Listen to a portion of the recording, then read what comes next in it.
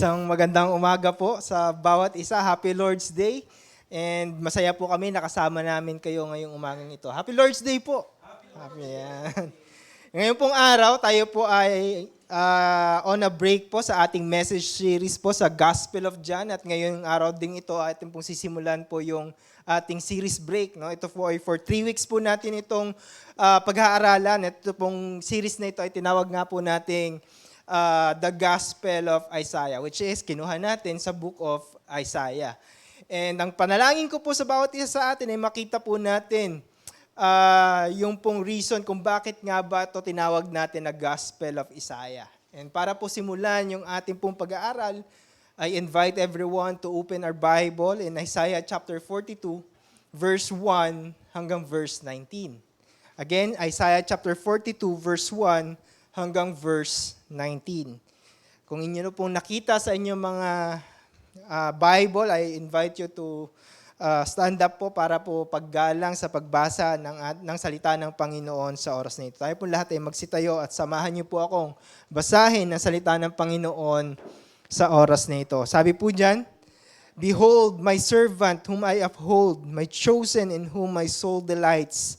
I have put my spirit upon him. He will bring forth justice in the nations. He will cry aloud or lift up his voice or make it heard in the streets. A bruised reed he will not break. A faintly burning wick he will not quench. He will faithfully bring forth justice. He will not grow faint or be discouraged till he establish justice in the earth. And the coastland waits for his law. Thus says the Lord, or thus says God the Lord, who created the heavens and stretched out them out, spread out the earth and what comes from it, who gives breath to the people on it, and the spirit to those who walk in it. I am the Lord. I have called you in righteousness. I will take you by the hand and keep you.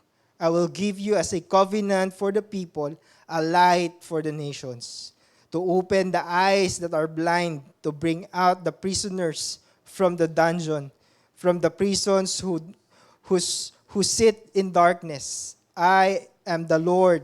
It is my name. My glory I give to no other, nor my praise to carved idols. Behold, the former things have come to pass, and the new things I now declare. Before they spring forth, I'll tell you of them." Purihin po ang pagkabasa ng salita ng Panginoon. Tayo po ay saglit na manalangin. Panginoon, kami po ay lubos na nagpupuri at nagpapasalamat sa umagang ito sapagkat kami po ay inyong pong patuloy na binigyan ng kalakasan at buhay na inyo pong biyaya sa amin, Panginoon, upang patuloy na kami po ay makasamba sa inyo at makapaglingkod sa inyo. At sa oras na ito, ang dalangin ko, samahan niyo po kami sa pakikinig po namin ng inyong salita. Turuan niyo po kami, tulungan niyo po kami, banal na Espiritu, para maintindihan po namin kung ano po yung nais niyong ituro sa bawat isa sa amin ngayon. At ang dalangin po namin ay nawa ito po ay mai-apply namin sa buhay namin bilang isang mananampalataya sa inyo. Itago niyo po ako sa inyong likuran at kayo po yung manguna at magsalita, Panginoon, sa oras nito. Purihin ka. Ito po ang aming dalangin sa pangalan ni Jesus. Amen. Tayo po ay makakaupo na. Alright?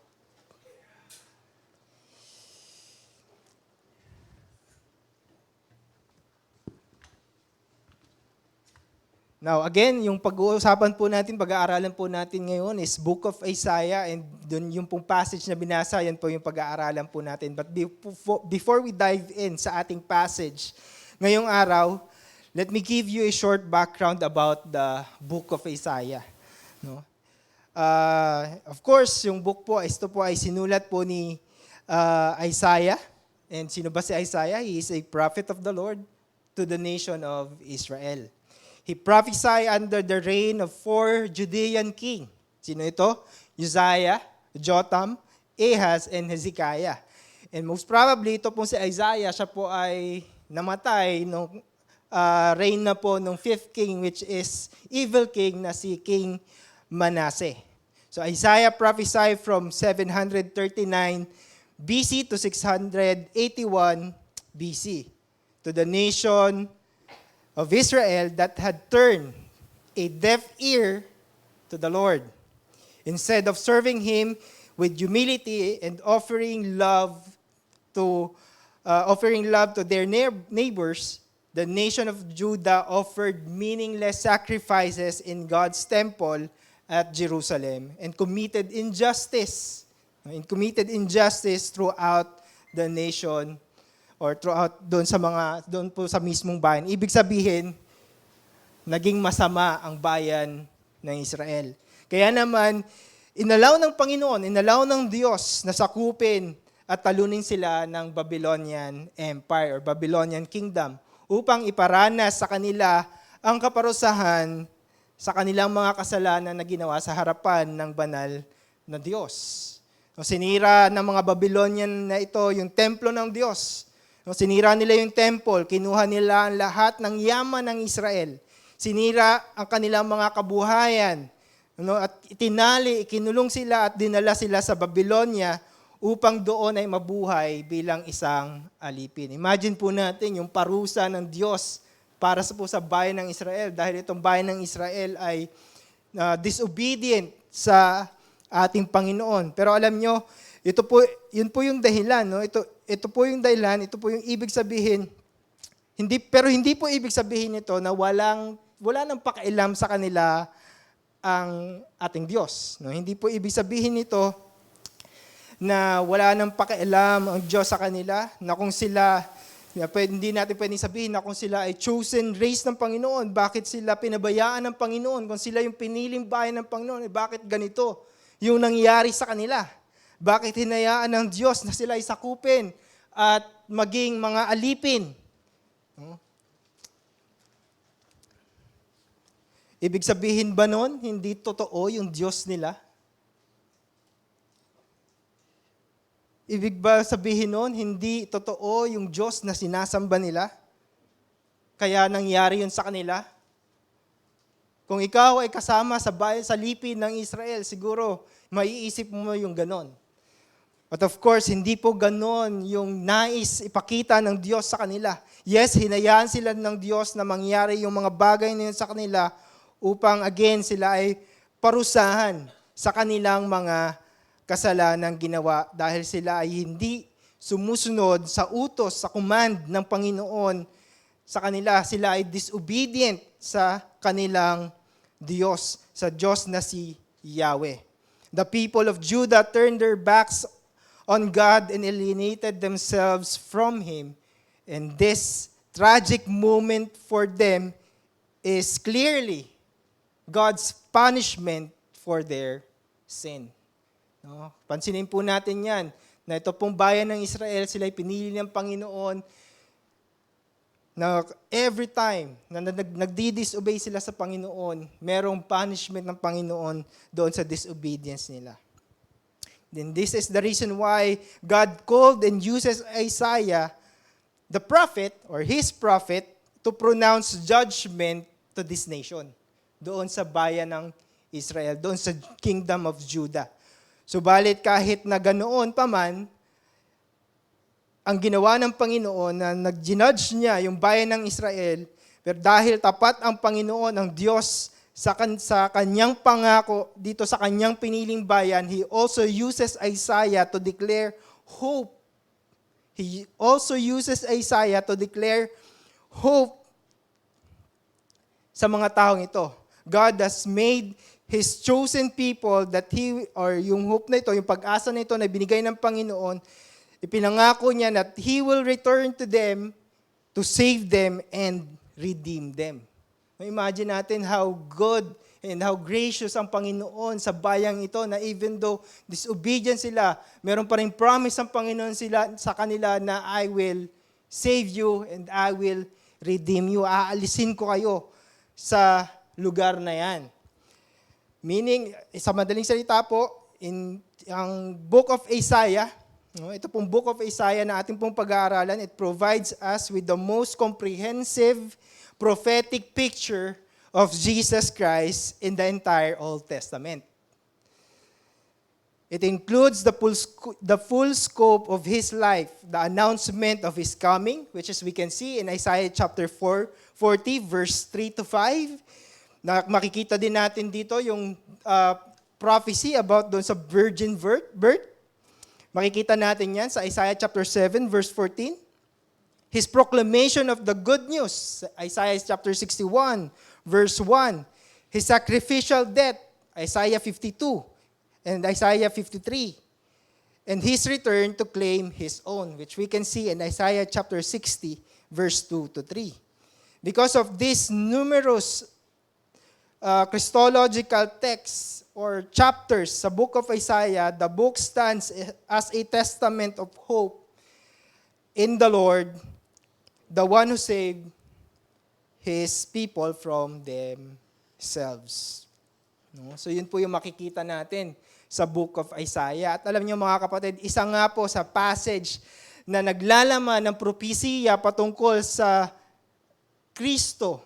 No, patungkol kay Kristo, patungkol po dun sa Redeemer na ipinangako ng Panginoon, ay makikita po natin dito sa ating passage na ating pong pag-uusapan at pag-aaralan. At yan nga po ay nandito sa Isaiah chapter 42, verse 1 hanggang verse 9.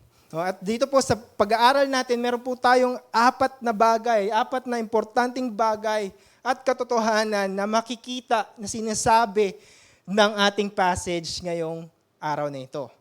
At unang-una na dyan, number 1, tignan po natin, number 1, important truth, yung unang bagay na important truth about the Christ is that He is the chosen servant or Redeemer.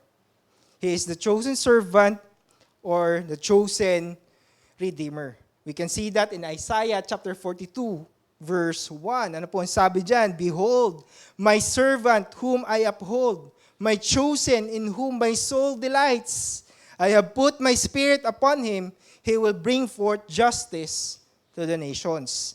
Now mga kapatid, sa simula pa lamang, dito pa lang sa passage na binasa natin, we can see that the Lord was speaking again doon sa kanyang bayan ng Israel. Doon sa people, sa kanyang chosen nation, sa kanyang chosen people. Sa pamamagitan po ni Isaiah, proclaiming to them that I will give someone who will help you sa inyong masarableng kalalagayan ngayon. No? And he addressed this someone na pinangako ng Panginoon as His servant. Sa inyong pong mga Bible, makikita nyo na naka-lowercase po yung servant dyan. Pero in other translation, naka-capitalize po yung S doon. That means, meron po talagang napakahalagang bagay na tinuturo dito ang ating Panginoon. So again, He addressed this His servant, this someone as His servant. Alam nyo, the reason why ito po yung pag-address niya is because this servant is very special to the Father dahil alam po natin lahat from eternity past ay kasama na po niya ito pong servant na tinutukoy niya. Kasama niya na ito. Simula pa lamang nung una. We can see it on how He introduced itong someone na ito, itong kanyang servant na ito sa kanila. Ano po yung sabi? No, dahil yung pong pag-present po ng Panginoon dito sa servant na ito sa mga tao doon po sa Israel is very special, in a very special manner. At sabi ng Panginoon, behold, my servant. Meaning, kailangan mo magbigay ng pansin, pagbigyan to ng importansya. Alam niyo po mga kapatid, ang salitang behold, ito po ay ginagamit nung panahon na iyon sa mga kagalang-galangan, kataas-taasan na tao sa lipunan.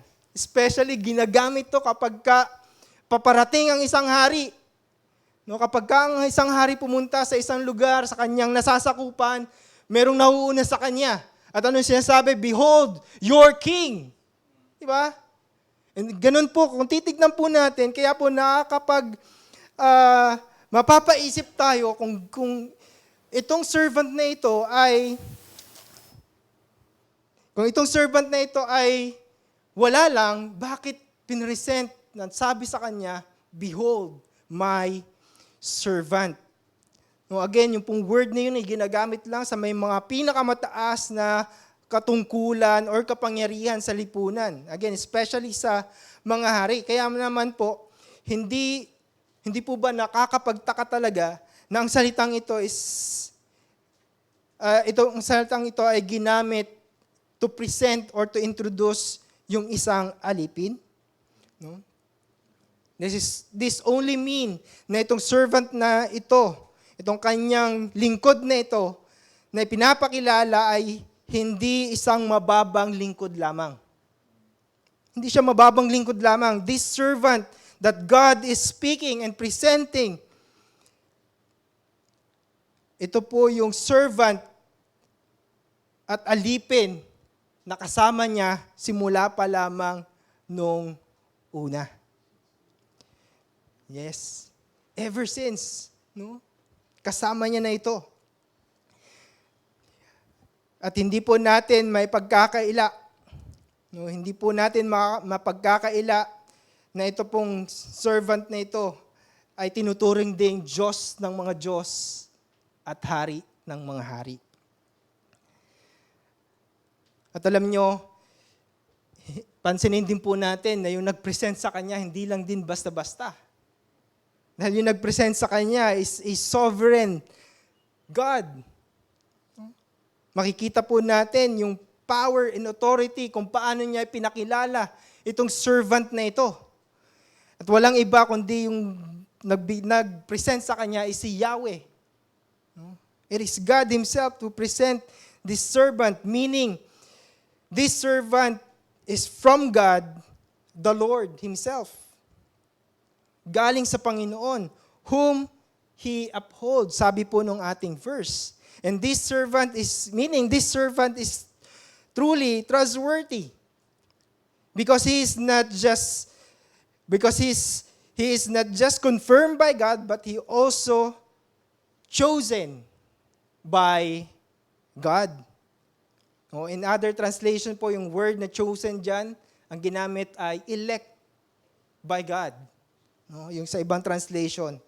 Ibig sabihin, he is handpicked by God and ordained by the Father. Ang sabi ng ating pong passage sa verse 1, my chosen in whom my soul delights. Siya ay pinili at itinilaga ng Diyos ayon sa kanyang sariling kagustuhan at kalooban. Kaya ang sabi, my chosen whom my soul delights. Kasi yun yung nais ng Panginoon, yun yung makakapagbigay ng kapurihan sa Kanya, kaya niya pinili itong servant na ito, which is, again, yung Messiah, yung promised Redeemer.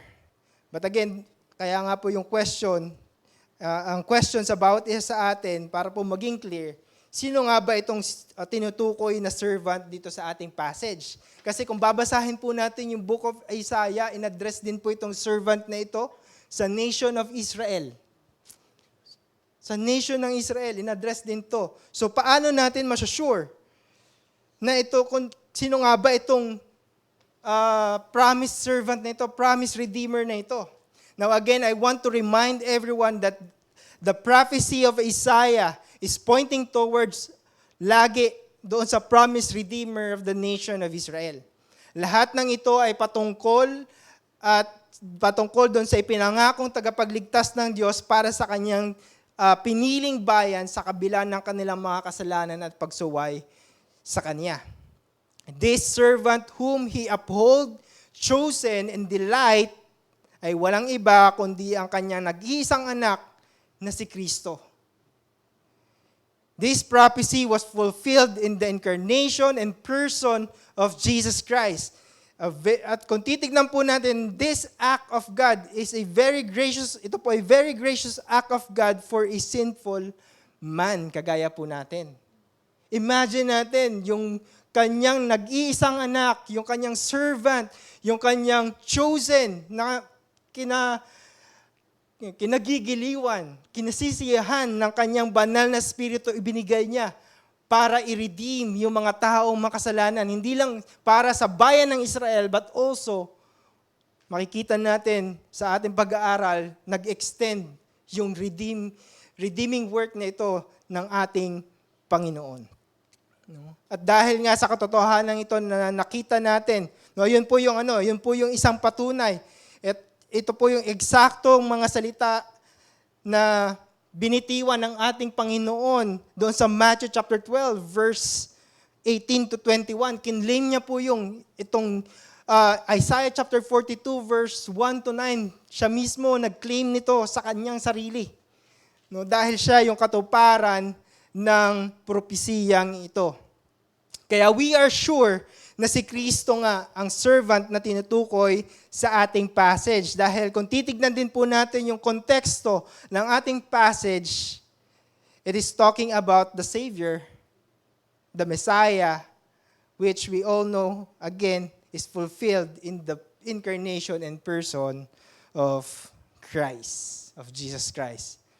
At alam niyo, dahil sa katotohanan ito, mga kapatid, dahil natupad ang propesiyang ito, nakita natin ito na ang Panginoong Hesukristo ay kinasiyahan ng banal na Espiritu. Kaya sabi po doon sa ating passage, I have put my Spirit upon Him.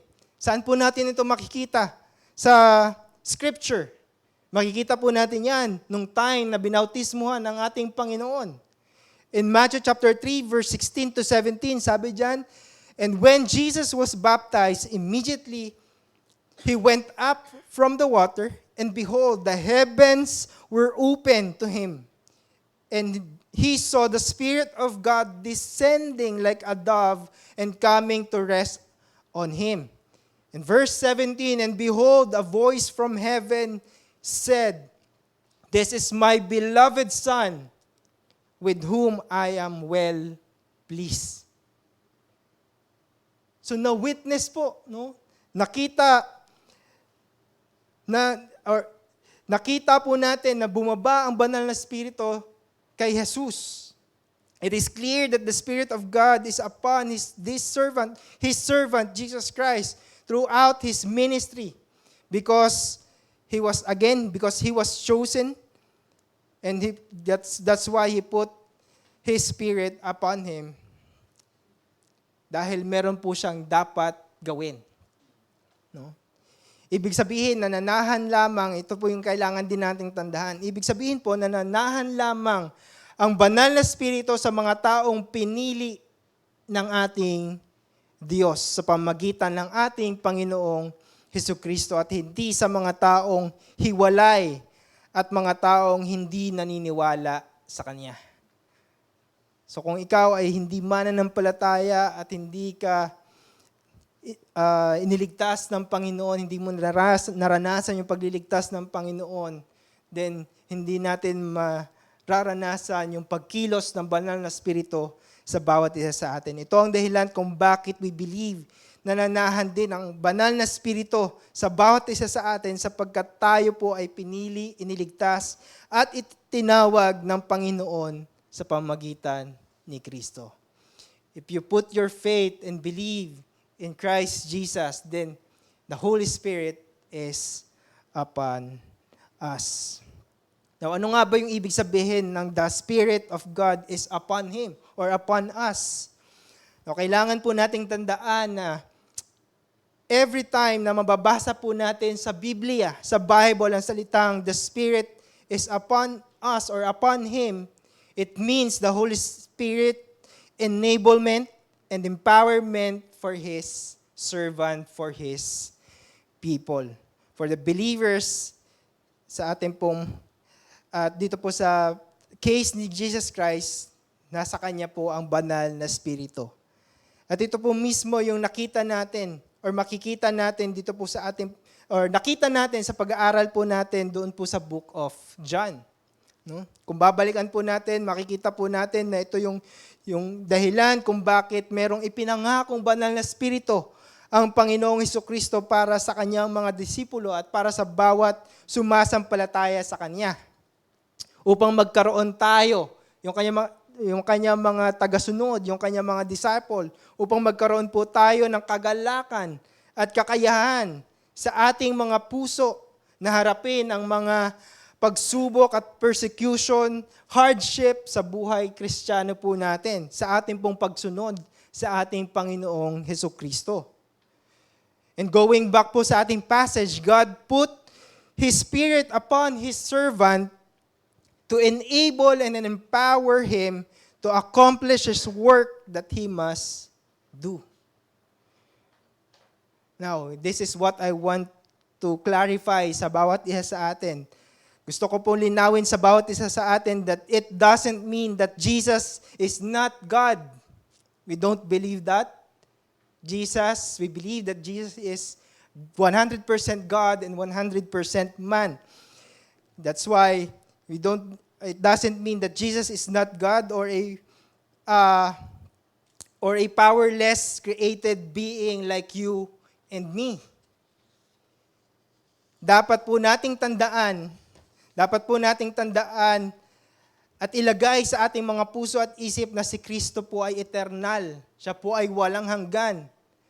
Siya ang simula at katapusan. Ang dahilan kung bakit nilikha ang lahat ng bagay. No? Dahil po kay Christ, dahil po sa kanyang servant nito, dahil kay Jesus, everything has come into existence through Him. We can see that in John chapter 1, verse 1 to 3. In the beginning was the Word, and the Word was with God, and the Word was God. He was in the beginning with God. All things were made through Him. And without Him was not anything made that was made. And also in Colossians chapter 1, verse 16 to 17, we can see, for by Him all things were created in heaven and on earth. Ulitin ko po, for by Him. Sino tong Him na ito? It is Christ. It is Jesus. It is His servant na tinutukoy po ng ating passage. For by Him all things were created in heaven and on earth, visible and invisible, whether thrones or dominion or rulers or authority, all things were created through Him and for Him. Now, ano yung reason? Bakit kailangan ni Christ ng enablement ng banal na spirito kung siya naman pala yung lumikha ng lahat ng bagay? No? Ano yung reason? Bakit kailangan niya ng enablement ng banal na spirito? Bakit kailangan mag-rest yung banal na spirito sa kanya nung siya ay nasa katawang tao? And the answer is because He emptied Himself by taking the form of a servant, being born in the likeness of men. We can see that in Philippians chapter 2, verse 7. He emptied Himself upang makapamuhay katulad po natin. Kailangan niyang maging kawangis natin para tayo ay kanyang mailigtas. Kailangan niya magkatawang tao para may sakripisyo niya yung kanyang sarili doon sa krus para po sa ating kaligtasan. And He emptied Himself. No? And the reason kung bakit kailangan ng enablement and empowerment ng banal na spirito, kung bakit kailangan yung Holy Spirit mag-rest sa Kanya is because He Himself will bring forth justice to the nations. And what is this justice na sinasabi ng Panginoon? Mamaya pag-uusapan po natin yan a bit deeper kasi itong justice nito, 3 times po siyang binanggit sa ating passage. That means it is really important. No? But una, pag-usapan muna natin yung pangalawang importanteng bagay patungkol doon sa promised Redeemer or doon sa promised Christ. About Christ. No? Yung pangalawang bagay po na importante dapat natin malaman about this Christ, is His unique personality. Isaiah chapter 42, verse 2 to 3. Sabi po dyan, He will not cry aloud or lift up His voice or make it heard in the street. A bruised reed He will not break, and the faintly burning wick He will not quench. He will faithfully bring forth justice. Now, makikita po natin No? In this verse, in this passage that God described His servant with a unique characteristic or personality. In this verse po, in verse 2, we can read that that Christ's personality is what? Meek. Meek, meaning tahimik. No? Christ's personality is meek, meaning silent lang siya. Hindi siya nagsasalita, hindi siya nagrereklamo kagaya natin. No? Hindi siya reklamador. Nakita natin ito noong time po noon sa kanyang earthly ministry. No? Book of John, balikan po natin, Book of John. Kung natatandaan pa yun natin, yung ating mga pinag-aralan sa Book of John, makikita po natin yung pong kanyang pagiging meek doon sa kanyang throughout his earthly ministry. Hindi siya nagpunta sa bayan ng Jerusalem, sa bayan ng Jerusalem at nakisama sa isang public gathering at pinagsigawan niya, I am the King. I am yung Messiah. Ako yung Messiah na hinihintay ninyo. Lumuhod kayo sa akin. Hindi niya po ginawa yon. Doon sa kanyang earthly ministry, sa kanyang ministeryo, nung siya ay nabubuhay pa dito sa lupa. Hindi niya boldly sinasabi or ipinapakilala publicly na siya yung Kristo na anak ng Diyos. Most of His miracles, pansinin po natin, alalahanin po natin yung ating pinag-aralan sa Book of John. Most of His miracles, teaching, and His revelation is private. And mostly, ang kasama niya lang is yung kanyang mga disciples.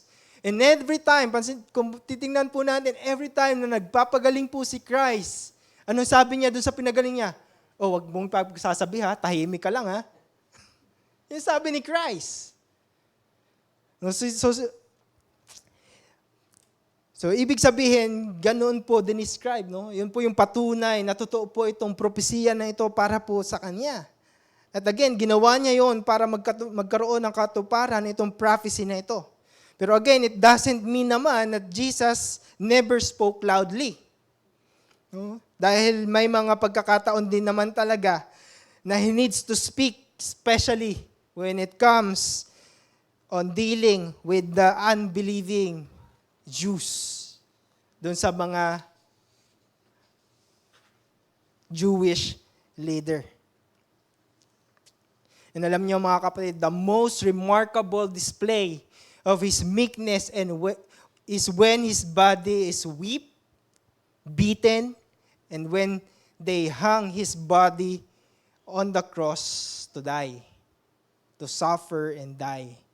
And again, the reason why this is to fulfill yung pong another prophecy patungkol sa Kanya, which we can see in Isaiah chapter 53 verse 7. Ano sabi doon? He was oppressed and He was afflicted, yet He opened not His mouth. Like a lamb that is led to the slaughter, and like a sheep that before its shearers is silent, He opened not His mouth. Again, we see that God described His servant with meekness and a lowly heart and a merciful in His action. Jesus didn't make His way by bluster and loud and overwhelming thought or talk, but by the Spirit of God upon Him, sa pamamagitan ng leading ng banal na Espiritu sa Kanya.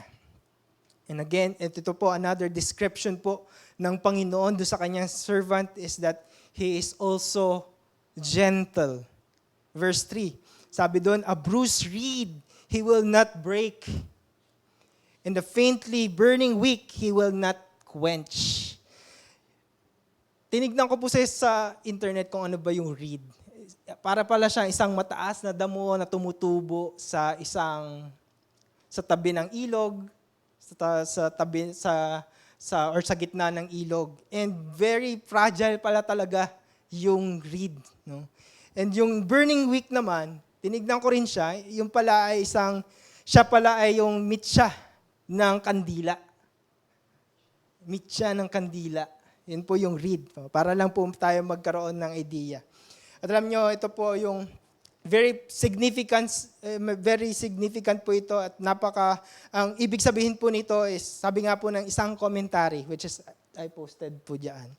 Sabi dyan, a reed is a fairly fragile plant, yet if a reed is bruised, the servant will handle it so gently that he will not break it. So, ibig sabihin, may damage yung reed. And the flax, it used for tinder to start a fire, does not flame, but only smokes. He will not quench it to extinguishing. Instead, the servant will gently blow on the smoking flax, fanning it into flame again. So para magkaroon ulit ng tumuloy yung apoy. No, ganun yung ginagawa nung servant. So yun po yung ibig sabihin po nung a burning reed, a bruised reed, he will not break, and the faintly burning wick, he will not quench. Now mga kapatid, think about this po. Tayo pong lahat ay mas malala pa. No? Mas malala pa po tayo doon sa bruised reed. Mas malala pa po tayo even sa isang faintly burning wick. Bakit? Dahil po yung sitwasyon natin bilang mga makasalanang tao, the way God describes us sa kanyang salita is really terrifying and horrific. Why? Because the scripture tells us that we are dead in our trespasses and sin. We're not just bruised. We are not just faintly burning. We are totally damaged. We are totally dead. Ito yung kalalagayan po ng bawat isa sa atin. We are dead in our trespasses and sin. That the wrath of God is upon us. No? Hindi yung Holy Spirit yung nasa atin. Yung wrath ng Panginoon yung nasa sa atin. The wrath of God is upon us, and that there's nothing we can do to escape God's judgment. Ito po yung kalalagayan natin bilang isang makasalanang tao sa harapan ng banal na Diyos. Ito po tayo. Again, we are totally broken, worthless, not just bruised. We are totally dead and and living in darkness, not just faintly burning. Mga kapatid, lahat ng ito ay resulta ng ating mga kasalanan. Pero alam niyo po, dapat tayong magpasalamat sa Panginoon. Why? Dapat tayo magpasalamat sa Diyos sapagkat ibinigay niya yung kanyang servant, yung kanyang lingkod na si Kristo. Ang kanyang nag-iisang anak na si Kristo to faithfully do what He must do to redeem and deliver His people from the mouth of hell. Doon mula sa parusa ng impyerno, binigay niya yung kanyang nag-iisang anak na si Kristo para sa atin. Kaya kung naranasan natin yung pagliligtas ng Panginoon sa bawat isa sa atin, then be thankful and be grateful sa Panginoon. And yun po yung pangatlong bagay, pangatlong truth about the Christ. Yung pong redeeming work ng ating Panginoon. We can see that in Isaiah chapter 42, verse 3c to 4 and verse 6c to 7. He will faithfully bring forth justice. He will not grow faint or be discouraged till he was established justice in the earth. And the coastal lands waits for his law. A light from the nations to open the eyes that are blind, to bring out the prisoner from the dungeon, from the prison, those who sit in darkness. Now, makikita natin na sa kabuuan po ng ating passage na pinag-aaralan ngayon, ang pinaka-main reason or purpose ng pagtawag at pagpili ng Panginoon sa kanyang servant ay upang magdala at magbigay ng justice for His nation, sa bayan ng Israel and doon po sa mga taong pinili ng Panginoon. That's the purpose of the calling. That's the reason why God said, "Behold, my servant, my chosen, whom my soul delight." Yes, the servant is meek and gentle, but he is not weak para magbigay or magdala ng justice to all his people. Sabi diyan, he will faithfully bring forth justice. At alam niyo, ito po ay nangyari dahil ito po ay mangyayari dahil ito ay dinikri ng Panginoon para sa kanyang mga pinili. At walang sino man at anuman ang makakapigil sa kanyang gawin ito para maisakatuparan ang bagay na ito. Sabi diyan, he will not grow faint or be discouraged till he establish justice in the earth. And this justice that the servant is bringing and will establish will extend even to the Gentile nations. So hindi lang for His chosen people, Israel, but also for the Gentile nation. Yun po yung makikita natin doon sa verse, and the coastlands. Yung coastland po dyan, yun po yung Gentile people, Gentile nations. And the coastland wait for His law. They are also waiting for His justice to fulfill, to happen. So it's clear that the redeeming work of Christ ay hindi lamang para sa kanyang bayan ng Israel, but also for the Gentile people. Now, let's talk about this justice. Ano nga ba itong justice? Para saan nga ba itong justice na ito na dala-dala at ibinigay ng ating Panginoong Hesukristo, ng servant na ito? Ano itong justice? Para saan itong justice na ito? It is para i-satisfy yung puot at galit ng Panginoon para sa mga makasalanan. It is to satisfy yung wrath ng Panginoon for sin. It is to satisfy God's justice for the sin of the world. At alam niyo mga kapatid, ito ay nangyari nang si Kristo ay magkatawang tao at nang siya ay mamatay doon sa krus para po sa bawat isa sa atin. And we can see this in Romans chapter 3 verse 24 to 26. Ang sabi po diyan, and are justified by grace as a gift through the redemption that is in Christ Jesus, whom God put forward as a propitiation by His blood to receive by faith. This was to show God's righteousness, because in His divine forbearance, He had passed over former sins. It was to show His righteousness at the present time, so that He might be what? Just, and the what? The justifier of who? Of the one who has faith in Jesus.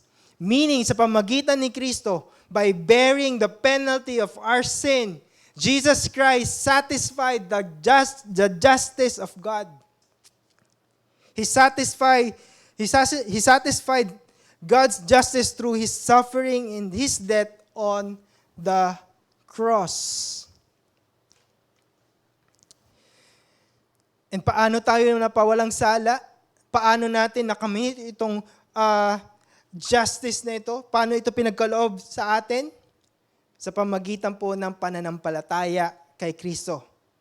We are justified by grace through faith in the redeeming work of Christ on the cross. Hindi dahil ikaw ay mabuting tao. Hindi dahil ikaw ay nagsisimba tuwing linggo. You are justified because enable ka ng Panginoon para maniwala sa Kanya at manampalataya kay Kristo. Sa ginawa ni Kristo doon sa krus. Bakit niya yun kailangan gawin? Bakit niya ito kailangan gawin? Dahil God is a righteous God. Bakit niya kailangan mag-sacrifice? I-sacrifice yung buhay niya? Dahil God is a righteous God and He is just. He cannot let the sin of man go unpunished. Hindi niya pwedeng gawin yun. Dahil kung hahayaan lamang ng Diyos ang kasalanan at hindi ito parurusahan, then God will be unjust. Hindi siya magiging makatarungan. At kung ang Diyos ay magiging unjust, then He is not God. Kita po natin? That's why He need to punish yung sin nating mga makasalanan. Kasi kung hahayaan lamang niya yun, and His attribute and characteristic, part of His nature is just, at hindi niya ginawa yon, then God is not God. God is not God. That's why kailangan pong merong magsakripisyo para po sa kasalanan ng mga tao. Kailangan merong mag-sacrifice para po sa ating mga kasalanan. At yun nga po ay ginawa ng Panginoong Hesus para sa atin. Kaya ibinigay niya siya mismo, ang Panginoon mismo, ibinigay niya yung kanyang nag-iisang anak na si Kristo upang maging kabayaran. Sabi po sa ating passage, as a propitiation sa ating mga kasalanan. For what reason? To satisfy the demand of His justice. To satisfy the demand of His justice. Mga kapatid, kailangan po nating tandaan that the demand or yung kaparusahan po ng kasalanan is always and forever be death. Always and forever be death. Ang sabi po ng Romans 6:23, for the wages of sin is death. At mga kapatid, iyan po yung ginawa ng Panginoong Hesukristo, ng servant ng Panginoon doon sa krus, para sa iyo at para sa akin. Namatay siya at nagsilbing kabayaran para sa ating mga kasalanan para ikaw ay kanyang iligtas. God sent His Son not only to show that He is just, but also to be the justifier of the one who has faith in Him.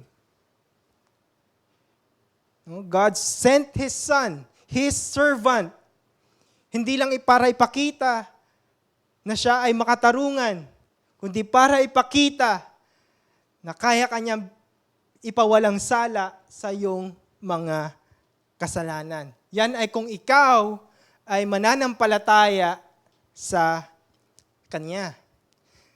At dahil sa sacrificial and redemptive work na ito ng ating Panginoong Hesukristo na ginawa niya para sa atin, tayong mga alipin at nakakulong sa kasalanan ay Kanyang pinalaya mula rito. Tayo na mga bulag na namumuhay sa kadiliman at sa ating mga kasalanan ay binigyan niya ng liwanag upang makita natin yung katotohanan na ginawa ni Kristo para sa atin. Kaya ang sabi ng verse 6c, He is a light for the nation, to open the eyes of the blind, to bring out prisoners from the dungeon, from the prisons, those who sit in darkness. Tayo po ito mga kapatid, tayo po itong mga makasalanan na ito. Tayo po yung mga bulag dahil sa kasalanan. Tayo po yung mga nakakulong doon sa isang selda. Tayo po yung nakaupo doon sa gitna ng kadiliman. Pero ginawa ng Panginoon, Binigay niya yung kanya nag-iisang anak para alisin niya tayo sa pagkakabilanggo natin na iyon dahil sa kasalanan. Kaya nga sabi po ni Paul sa mga taga-Colossians, Colossians chapter 1 verse 13 to 14, He has delivered us from the domain of darkness and transfer us into the kingdom of His what? Beloved Son, in whom we have redemption and forgiveness of sin. Ano po sabi doon? In whom? Ibig sabihin ba doon? Dahil sa pagiging mabuti kong tao, kaya pwede akong patawarin? Hindi po ganon. Mapapatawad lamang tayo kung tayo po ay nakay Kristo. He transferred us from the domain of darkness into His kingdom of His beloved Son, in whom we have redemption, the forgiveness of sins. Now, upon knowing all these things po mga kapatid, hindi po ba natin napapansin that everything that we discuss in this passage is solely all work of God? May nakita po ba kayo diyang work natin bilang man?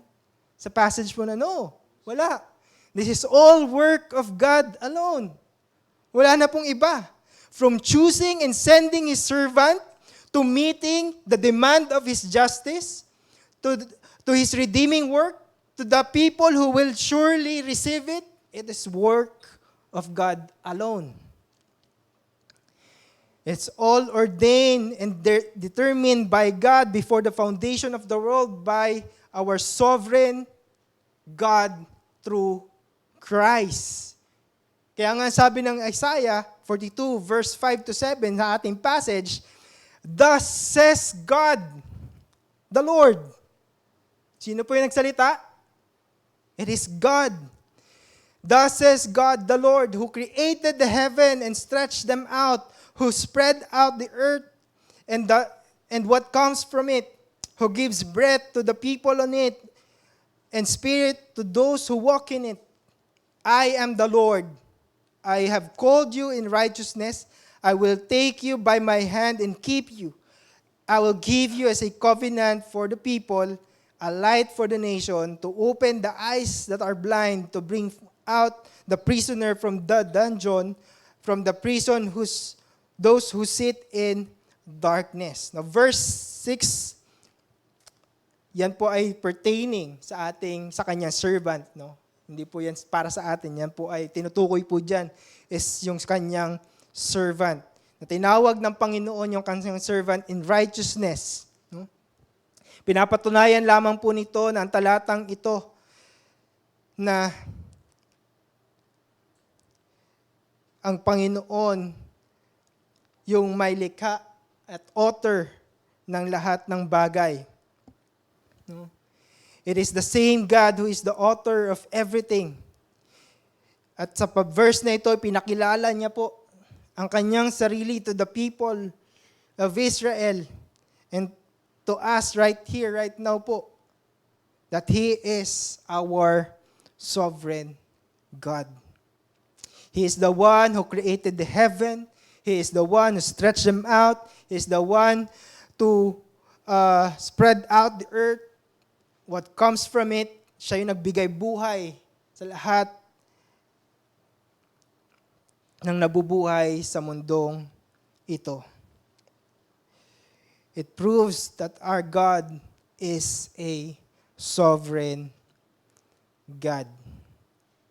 Ang ating manlilikha at ang nagbigay buhay sa lahat ng nilalang at nagkaloob ng ating kaligtasan. Siya lamang po ang lahat ng gumawa ng mga bagay na yon.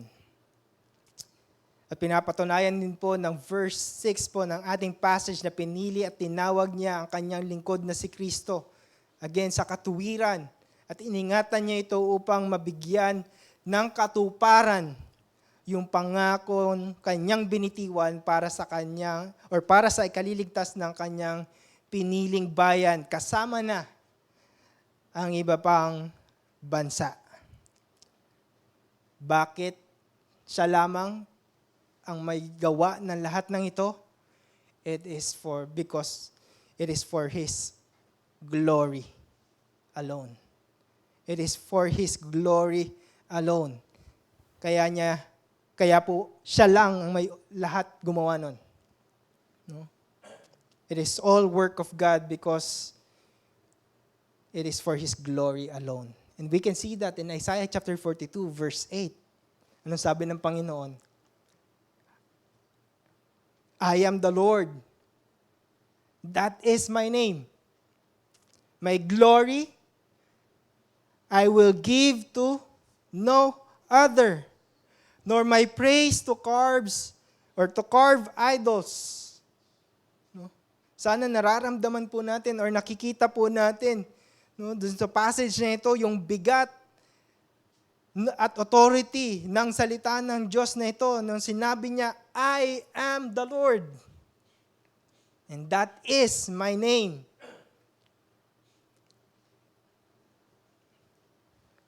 Ito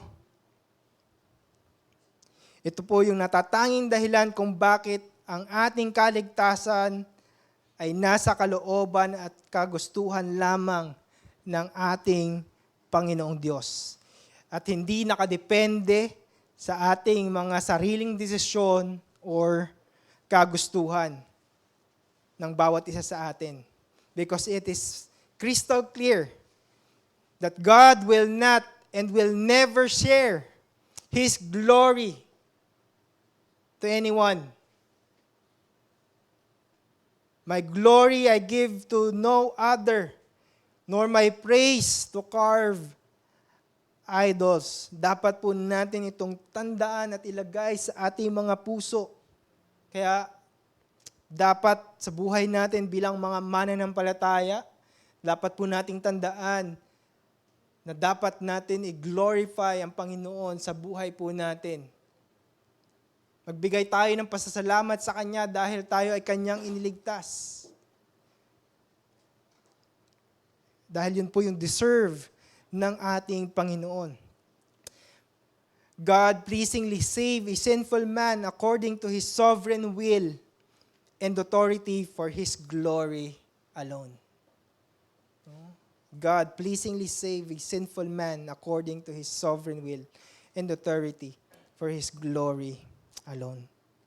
Kaya para sa atin pong mga pinagkalooban ng Diyos ng Kanyang kaligtasan, tayong Kanyang mga pinili sa pamagitan ng ating pananampalataya kay Kristo, tayo ay binigyan ng katiyakan at pag-asa sa mundong ito na tayo ay pinatawad na niya at nilinis na sa ating mga kasalanan. At ito po yung pag-asang pinanghahawakan po natin ngayon bilang mga mananampalataya. And yan po yung pang-apat na bagay at katotohanan na sinasabi po ng ating passage patungkol po doon kay Christ, patungkol po doon sa servant. He is the assurance of our hope. No, kung hindi po dahil kay Kristo, hindi po natin matatanggap po yung declaration ng hope ng Panginoon para po sa bawat isa sa atin. Isaiah chapter 42 verse 9, Behold, the former things have come to pass, and new things I now declare. Before they spring forth, I'll tell you of them. Here again, makikita po natin, God uses the word behold. God uses the word behold, pagpapakita na what He is about to say next is very important, kaya kailangan natin itong pagtuunan ng pansin, pahalagahan at panghawakan. Dahil ito po yung deklarasyon ng pag-asang nakamit natin sa pamamagitan ng ating pananampalataya kay Kristo. Ano po yung declaration na ito, yung hope na ito? The former things I have come to pass, meaning all the sin of His people are forgiven and forgotten. Hindi na tayo nakikita ng Diyos bilang isang makasalanang tao sa Kanyang harapan. Dahil ang katwiran ni Kristo, yung na bumabalot sa atin, yung nakikita ng ating Panginoong Jesus. Sabi po ng Psalms 103 verse 12 to 13, as far as the east is from the west, so far does He remove our transgressions from us. As a father shows compassion to his children, so the Lord show compassion to those who fear Him. At alam nyo, hindi po lamang basta kinalimutan, inalis, pinatawad po yung ating mga kasalanan ng ating Panginoon sa pamagitan ni Kristo, kundi binigyan niya rin tayo ng bagong pagkatao. Binigyan niya po tayo ng bagong pagkakakilanlan. New things, sabi po ng passage natin, new things I now declare. Ano po yung new things na ito? It is in connection doon po sa 2 Corinthians chapter 5 verse 16 to 17. From now on, therefore we regard no one according to the flesh. Tayo po yun before. Even though we once regarded Christ according to the flesh, we regard Him thus no longer. Verse 17, and this is important. Sabi po dyan, therefore, if anyone is in Christ, he is a new creation. The old has gone, or the old has passed away. Behold, the new has come. Kung ikaw po ay na kay Kristo, kung ikaw ay iniligtas, kung naranasan mo yung pagpapawalang sala ng Panginoon doon sa krus dahil sa iyong pananampalataya sa Kanya, then binigyan ka niya ng bagong pagkakakilanlan. And He declared it through Christ. Sabi po ng Corinthians, the old has passed away, behold, the new has come. At alam niyo po mga kapatid, ang nakamamangha po sa lahat ng katotohanan ito na nakita po natin sa oras na ito ay ang katotohanan that it was declared by God before even it happened. Before the foundation of the world. Ang lahat ng ito ay nagkaroon ng katuparan because the sovereign God declared it will happen. Sabi po sa passage natin, Isaiah chapter 42, before they spring forth, I'll tell you of them. Kaya mga kapatid, marapat po lamang na tayo po ay lubos na magpasalamat sa Panginoon na ating Diyos sapagkat ibinigay niya ang kanya nag-iisang anak na si Kristo, ang kanyang piniling lingkod na nagligtas po sa bawat isa sa atin mula sa pagkaalipin ng kasalanan. Mga kapatid, sa pamagitan ng kanyang kamatayan doon sa krus ng Kalbaryo, tayo'y kanyang pinili. Tayo po ay napawalang sala. Tayo po ay napatawad at nilinis sa lahat ng ating mga pagkakasala. At tayo na mga sumasampalataya sa Kanya bilang ating Diyos at tagapagligtas, dala-dala po natin yung pag-asang kaligtasan at buhay na walang hanggan pagdating ng panahon. Kaya mga kapatid, sa ating buhay pananampalataya, magpatuloy po tayo na magbigay at ibigay sa Panginoon yung lahat ng kapurihan at kaluwalhatian sa Kanya. Magbigay glory po tayo sa Panginoon. Gamitin po yung buhay po natin bilang patuloy na magbigay ng kapurihan sa Panginoon. Ito po yung ginawa ng Panginoon para sa atin. And dito nakita natin how gracious and merciful ang Panginoon na even though tayo po ay makasalanan sa Kanyang harapan, hindi niya po ipinagkait yung Kanyang nag-iisang anak. At kung ikaw, again, kung nakaranas ka ng pagliligtas ng Panginoon, be grateful sa Panginoon. Magpasalamat ka at gamitin mo yung buhay mo para sa Kanyang kaluwalhatian at para sa Kanyang kapurihan. Tayo po ay manalangin. Panginoon, kami po ay lubos na nagpupuri. Nagpapasalamat sa inyo sa oras na ito. Salamat po, Panginoon, dahil unang-una, niligtas niyo po kami, Panginoon. Niligtas niyo po kami hindi dahil sa sarili naming desisyon, kundi dahil kami po ay pinili niyo. Dahil enable niyo po kami para manampalataya at makita yung katotohanan ng inyong kamatayan doon sa krus ng Kalbaryo. Panginoon, hindi po namin deserve ang lahat ng ito, pero patuloy niyo pa rin po yung pinagkaloob sa bawat isa. Kaya ang dalangin ko po sa bawat isa sa amin, Panginoon, ay patuloy niyo pong ingatan, samahan, pangunahan ng inyong banal na Espiritu ang bawat isa na patuloy na makapamuhay ng tapat, patuloy na makapamuhay ng mayroong pananampalataya, pagtitiwala, hawak-hawak yung pag-asa na inyo pong ibinigay para po sa bawat isa. Tulungan niyo po ang bawat isa, Panginoon, na mabuhay at lumakad sa mundong ito na nagbibigay ng glory sa inyo lamang, Panginoon. Salamat po. Ito po ang aming dalangin sa pangalan ng inyong anak na si Jesus. Amen.